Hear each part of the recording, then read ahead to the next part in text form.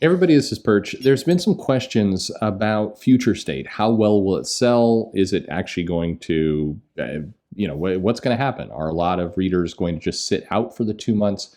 A lot of people make a lot of predictions. And in particular, when you make predictions, the best way usually to make predictions is to look into the recent past and see if there's any data there that could inform the future. Is there anything in the past where something similar happened and we can say, well, because of this, it's likelier that this will happen. It's not unlike a football team when Vegas starts doing their odds for how a season's going to go.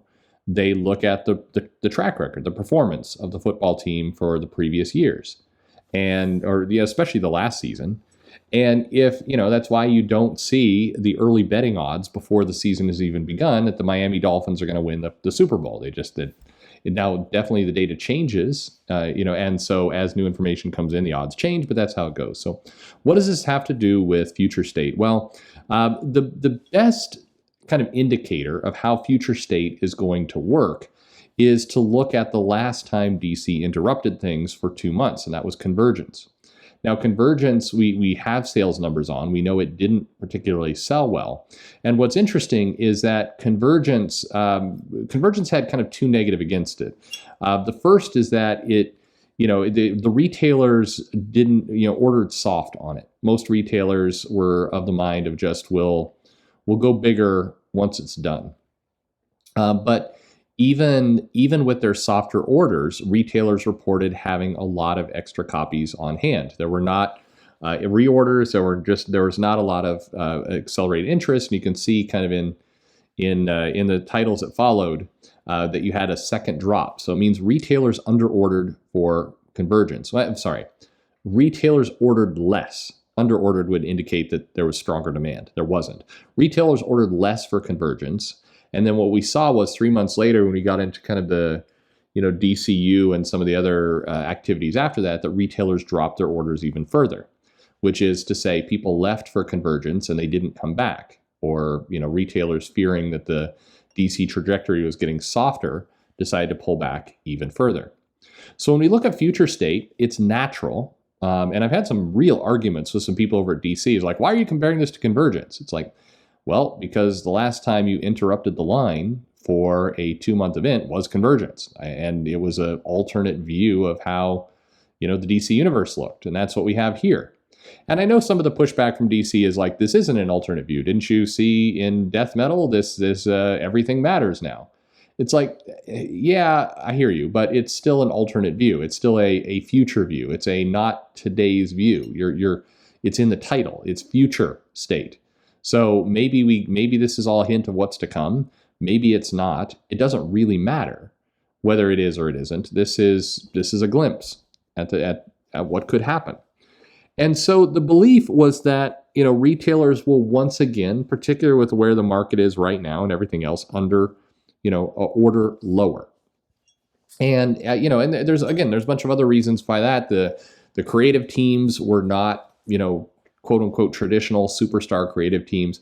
I know this brings a lot of consternation to, I think, up and coming creators. And you saw a lot of tweets from like the Andy Currys of the world talking about, this is what happens when you get a fresh new batch of creators in, crafting their world.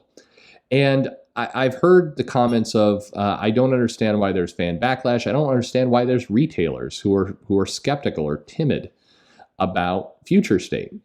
And this is just one of those facts. It may not be a fact you like, but retailers who are not, Mr. Moneybags, they're not just sitting around with excess cash spilling out all over the place.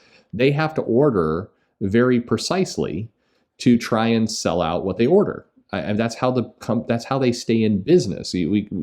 That's just a fact. And so retailers tend to be very conservative. I don't mean by politics. I mean by, just how they treat their money. They tend to be pretty conservative about what they order. And one of the things they know, for example, hey, if you put Jim Lee on this book, it's going to sell 100,000 copies. Is there a book with Jim Lee's name on it? There isn't. Okay, moving on. Is there any other artists that we recognize? It is funny that over the last 20 years or so, particularly the last 15 years, Marvel and DC have put a much heavier emphasis, particularly Marvel, on writers. It's Brian Bendis, it's Rick Remender, it's Warren Ellis, probably not Warren Ellis anymore. It's Tom King, it's Scott Snyder. It's even the interesting one is Sean Gordon Murphy, because it's like Sean Murphy. Oh, he's an artist too. Okay, now we're confused. But it is one of those cases where the publishers have been pushing writers, and it's true. What's curious is on social media and in blogs, you definitely see a lot of people really hyping the writers, and you see people saying, "I come to the comic for the writers," and if I see Tom King's name on a book, I'm buying it, and everything else. But if you go to the shops, if you go to the retailer forums, if you go to the places where people are assessing their orders, most retailers are still hooking off of artists. Artists is the driver. Art is the driver far more than the writer. And I think you could do this very, very easy experiment. You could say, all right, Marvel, Cena Grace patches up his relationship with Marvel. Sure. He comes back and he's going to do Iceman Volume 3 by Cena Grace, right? And, what will the orders look like? Well, most people will look at Iceman Volume 2, and they're going to say, well, it'll be like that, but probably a little bit lower, because that's the trend that always happens with comics. But what's the curveball here? Art Adams is going to be the artist. So Iceman Volume 3, 8 issues, Cena Grace and Art Adams are on this book. Hey, guess what? That comic is now selling 80,000 copies. Easy. Why? Not because of Iceman, not because of Cena Grace, but because of Art Adams. The reality is, whether we like it or not, whether publishers want to push it or not, the art still drives mass adoption. Now, I say things like this, and there's always somebody in comments who comes in and goes, I don't care about the artist, I just care about the writer. Good for you. I'm glad for you. You know what you want. That's great.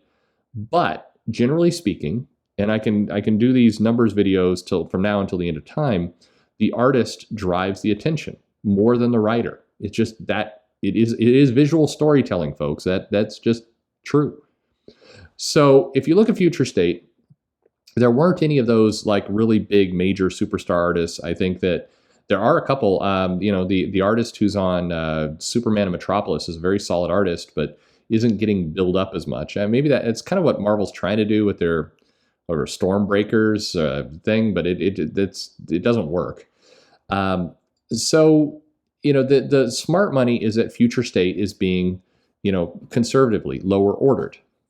Well, some interesting news is coming out. So Future State, many of the books of Future State are being reported in this first week as sold out. The Yara Flor Wonder Woman book is sold out. Swamp Thing, Harley Quinn, and the next Batman are reportedly sold out at stores, and DC is frantically rushing back to go to press for second printings. There's two conclusions to draw from this. So number one, DC didn't have a high print run. Again, they're doing the same math that everybody else is doing. I think they're also thinking about convergence to some extent. So they didn't have a huge print run. So going back to second printings does not mean that, hey, these comics are selling in excess of 100,000 copies. They're just doing great. However, it does mean that there is more interest in Future State than a lot of people on the internet were predicting. I think in particular, and it doesn't take a rocket scientist, you have Jolie Jones on Wonder Woman. The book looks nice. It's an introduction of a new character. It's a pretty, it's a fairly easy to follow story, and it's doing well. So that book sells out. It's a packaged product, out it goes. Same thing I think could be said for Harley Quinn, next Batman. Swamp Thing selling out is a little bit interesting. That one is one of the cases where I suspect the print run was just maybe abnormally low, and they had lower. But what we're seeing here, and it's week one, so it's very early to say, but DC is encouraged enough by what they're seeing that they're sending titles for next week with Dark Detective and one more Teen Titans, I believe. They are sending that one back to print faster. The next Batman, number 2, is going back. I thought I saw a note I'm looking at a couple different articles. Yeah, I do see a note that Teen Titans is going to be going back as well. But at any rate, they're going back to second printings on some of these characters. This is good news for DC. It's also particularly interesting that the next Batman, which is clocking in at $7.99, is getting stronger interest than was said. In the retailer forums, there is surprise from a lot of the retailers that the Future State books seem to vanish from the shelves faster than people thought. I think a lot of retailers were, again, really in the mindset, as I mentioned at the beginning, that this was going to be kind of Convergence 2. A lot of people would just wait until March. But we are seeing some sellouts. We're seeing that these books are moving. Again, this is one of those things you have to balance the news in your mind. The print runs on these things are when people say sellout, there's this feeling like, oh my God, it must have sold like 150,000 copies and it's sold out. People assign this number to it, and that's not accurate. It sold out at a lower print run. I'm not saying that to throw shade at DC, because a sellout is a sellout and it's still good. If you make an estimate, that's why I took you through that long story at the beginning about how you plan Convergence.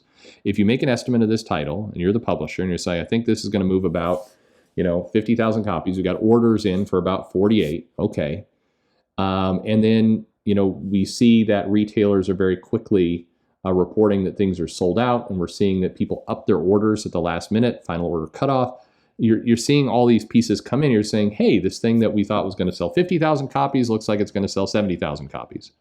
Great. And I'm throwing those numbers out as an example. We don't know what the actual numbers are, but what I've heard is that digital sales are around 10%, which is slightly higher. What I've heard is that they're looking at second printings for the majority of their title, and that's obviously good news. Again, nobody take this. Please be balanced. Nobody take this as Future State is a huge success, hooray! But so you shouldn't do that. But you also shouldn't immediately be Mr. Pessimist and go in here and you're like, well, they probably only printed like 5,000 issues and now they're reprinting it, so this is kind of fake news. It's not fake news. There is definitely some interest in these books, and it's coming out. And they're, like I said, you go to retailer forums, you hear what other retailers are saying. The retailers are saying, we were surprised. We ordered 50 copies of Yara Fleur and they were gone after a day. Reading this just directly. And we want more. So get the second printings rushed out as fast as you can. Okay, that's good news for DC. Will it hold up? No, hard to say.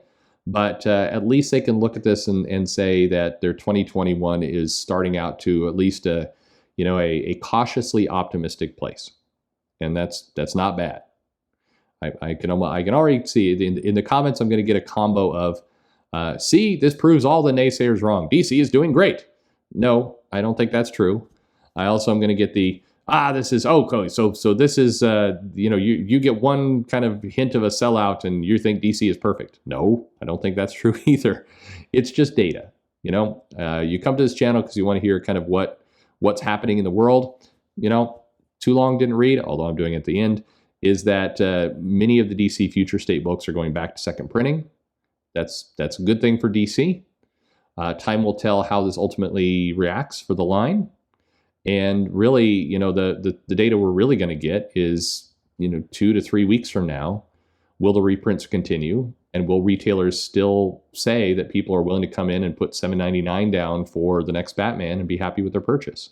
And we're gonna hear what they have to say. So there you go. That's trying to sort through a little bit of the news you may be hearing today. I wanted to get that out there because, again, there's been a lot of speculation and predictions around Future State and where it's at and how it's going and is it successful or is it not. A lot of people predicting it's the death and doom of DC, and a lot of other people predicting that it's a bold new era of creative storytellers. And like anything, it's, at the end of the day, it's a comic. And if the comic is good, people will read it. Really all there is to it. What do you think? You may have some questions. Shoot them at me. Put it in the comments below. Like and subscribe. Shoot me an email. And I will say what I say almost every day. I promise I'm going to start answering that email. And thanks for listening.